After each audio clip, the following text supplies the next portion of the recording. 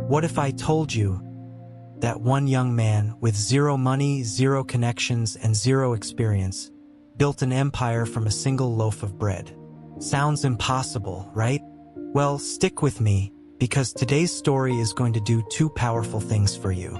It's going to sharpen your English, and it's going to set your soul on fire. Welcome back to FluentoLab, where every story makes you smarter, stronger, and more fluent. I'm so glad you're here today.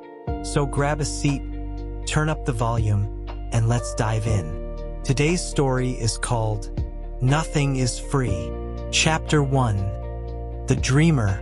Somewhere deep in a quiet mountain town, beneath a sky packed with stars, a 20-year-old named Leo sat on the steps of his tiny house. He wasn't scrolling his phone. He wasn't watching TV. He was staring up at the night sky and dreaming so hard it almost hurt. Leo had one burning goal: to own a chain of restaurants, to become a successful entrepreneur, to build something from nothing. But here's the thing. Life had not been kind to Leo's family. His father, Mark, worked long, exhausting hours as a mechanic, grease under his nails every single day. His mother, Claire, cleaned other people's houses from morning to evening just to keep food on the table. And his little sister, Sophie, sweet, bright-eyed, 10 years old, looked up to Leo like he was her whole world. That night, Leo whispered something into the dark sky. I want to give my family a better life. But how do I start when we barely have enough to survive? Maybe you've felt that exact feeling. That dream burning inside you, but no clear road to follow. Leo felt it too, but he didn't stay silent. The very next morning, he went to his father and said, "Dad, I have a dream, but I don't know how to start." Mark put down his tools, looked his son in the eyes, and said something that would change Leo's life forever. Leo, dreams are not free. If you want something, you have to fight for it. Start with what you have, even if it's small. That one sentence, that's all it took. Leo walked away from that conversation with fire in his chest. Chapter 2. The First Move. Now, Leo started looking at his town differently. What does this town need? What problem can I solve? And then he saw it. People in his town loved fresh bread. But the nearest bakery? Miles and miles away. People had to make a long trip just for a simple loaf. Leo thought, what if I bring the bread to them? Brilliant idea. One problem, he had absolutely no money to buy inventory. So Leo did something most people are too scared to do. He walked miles on foot to meet the bakery's owner, a grumpy, sharp-eyed old man named Mr. Anderson, a man who trusted almost no one. Leo walked in, stood tall, looked Mr. Anderson straight in the eye and said, "Sir, I want to sell your bread in my town. I don't have money to pay you up front, but give me 1 week. I will sell your bread, return every single coin, and keep only a small profit. Trust me, just once." Mr. Anderson squinted. "Why on earth should I trust you, young man?" And Leo replied, calm, steady, confident, "Because I am determined, and I will work hard to prove myself." There was a long silence. Then Mr. Anderson said, "Fine, 1 week, but if you fail to pay me back, don't you ever show your face here again." Leo walked out of that bakery with a racing heart and a bag full of bread. The game had begun. Chapter 3. The Hustle begins. 4 o'clock in the morning. The town is asleep. It's cold. It's dark. But Leo is already moving. He set up a small stand near the town park and waited for people to pass by. When they did, he smiled wide and called out, "Fresh bread, warm and delicious. Come taste for yourself." At first, people kept walking. They didn't know him. They didn't trust him. So Leo did something clever. He offered free samples. 1 bite, that's all it took. Soon, his first customer came, then another, then another. By the end of that first day, every single loaf was sold. That evening, Leo walked back to Mr. Anderson, counted out every coin, placed it on the counter and said, "As promised, sir." Mr. Anderson looked at the money, looked at Leo, nodded slowly. "You kept your word," he said. "Come back tomorrow." Leo smiled all the way home.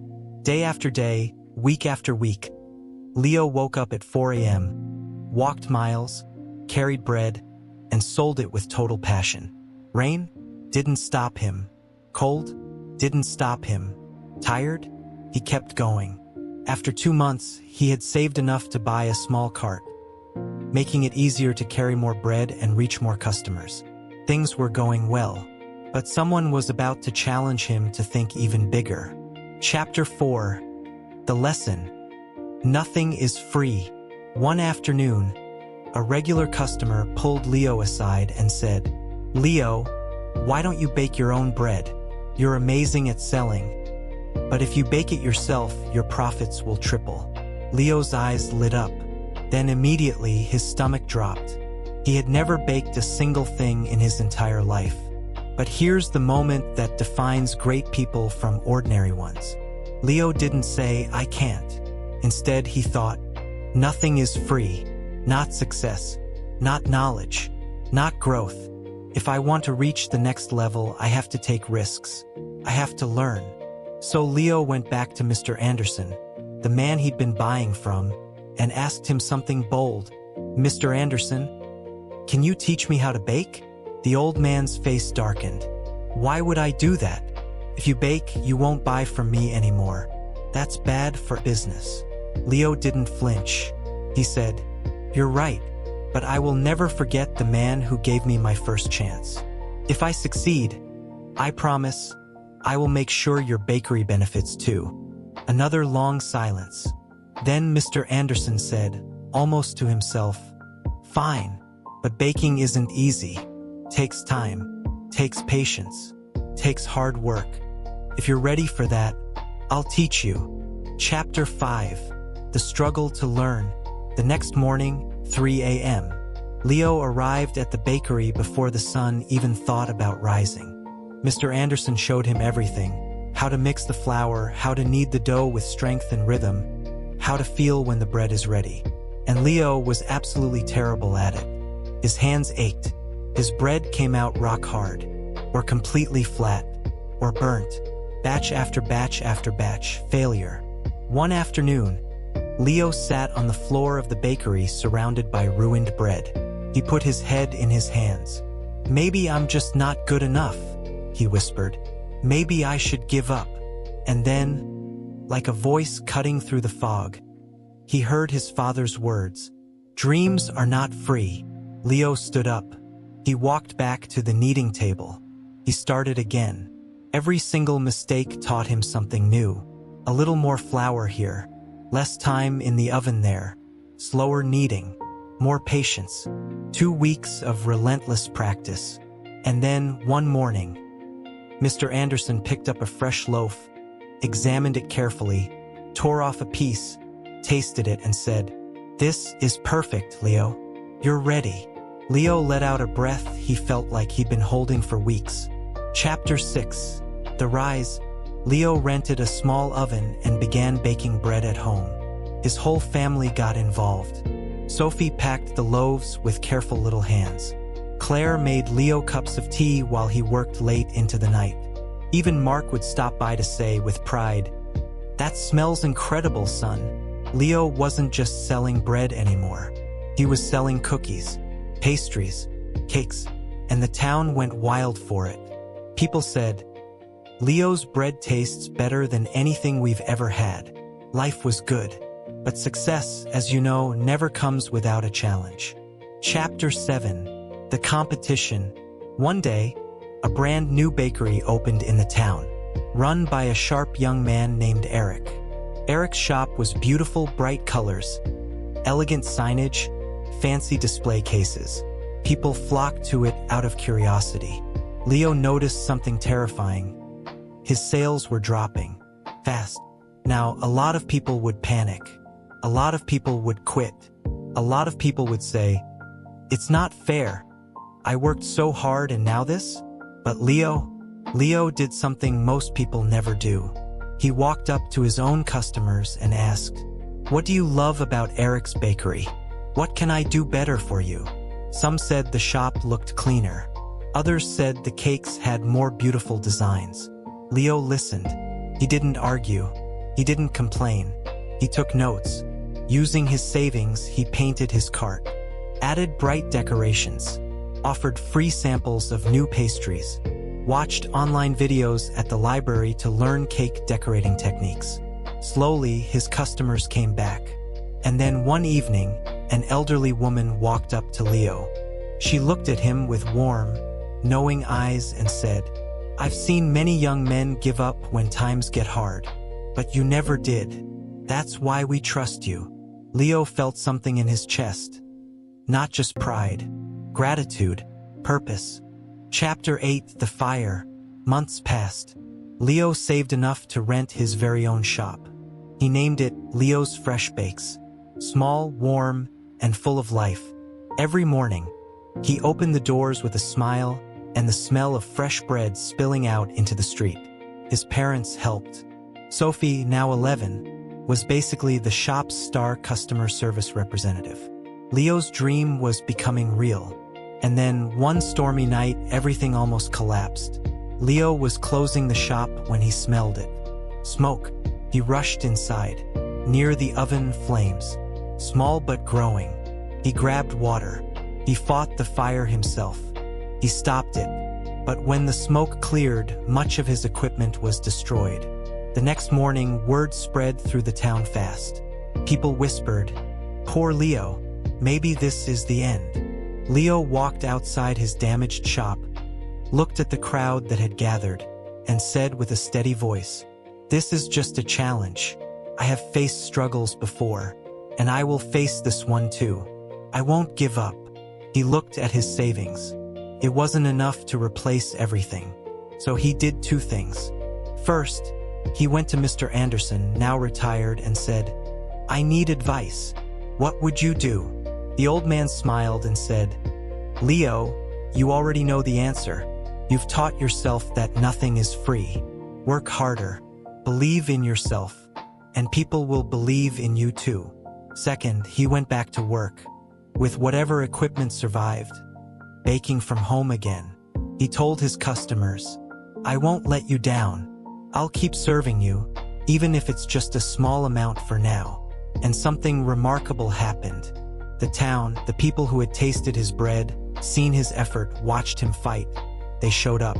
Some donated ingredients. Some gave small amounts of money. Some came with their own hands to help clean and repair the shop. Leo realized something that no business school can teach you. When you work hard and never give up, people notice.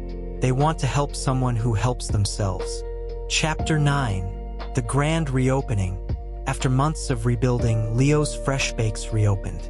New walls, new decorations, new items on the menu, cupcakes, muffins, everything. On the day of the grand reopening, the town's mayor came. Cameras, crowds, celebration. The mayor stood in front of the shop and said, "Leo, you are a true inspiration. You have shown this entire town that with determination, anything is possible." Leo stepped forward to speak. He looked at the crowd, his customers, his neighbors, Mr. Anderson in the back row, his parents, little Sophie smiling up at him. And he said, "I want to thank every single one of you. You've taught me that nothing in life is free. Not success, not respect, not love. Everything must be earned. With hard work, patience, and persistence. Never let failure stop you. Every challenge is just one more step towards something great." And that, my friends, is the story of Leo. He didn't start with money. He didn't start with connections. He didn't start with experience. He started with a dream and a choice. The choice to keep going when everything said stop. Let's remember the 4 powerful lessons from today. 1. Dreams are not free. They require hard work and real sacrifice. 2. Failure is not the end. It is the lesson that makes you stronger. 3. Help yourself first. When people see your effort, they will show up for you. 4. Never, ever give up. The darkest moments are almost always just before the breakthrough. Whatever your dream is, a new language, a new career, a new life, don't stop chasing it. You are capable of more than you know. And remember, nothing is free, but everything is possible. Music fades up. If the story motivated you, hit that like button right now. It helps more people find FluentoLab and feel inspired just like you did today. Subscribe if you haven't already, and drop in the comments. What was your favorite moment from Leo's story? I'll see you in the next one. Keep going. Keep growing. You've got this.